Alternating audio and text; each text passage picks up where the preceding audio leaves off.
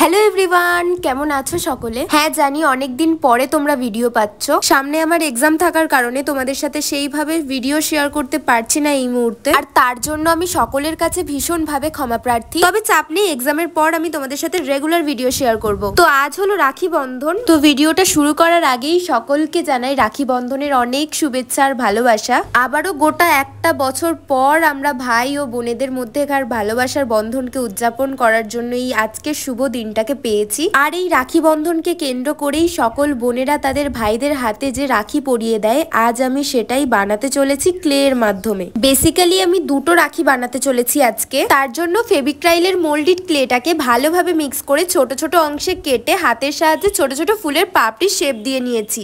আর তারপর ডেনড্রাইট গ্লুর সাহায্যে প্রতিটি পাপড়িকে একে অপরের সাথে ভালো করে আটকে একটা কাঠগোলাপ ফুল বানিয়ে নিয়েছি। এবার যতক্ষণে কাঠগোলাপ ফুলের কালারটা শোকাচ্ছে ততক্ষণে আমি সেকেন্ড রাখি একটা সানফ্লাওয়ার বানিয়ে নিচ্ছি। আর সূর্যমুখী ফুলের কালার অনুযায়ী রাখিটাতে ইয়েলো কালার করে শুকানোর জন্য এটাকে রেখে দিলাম বেশ কিছুক্ষণ।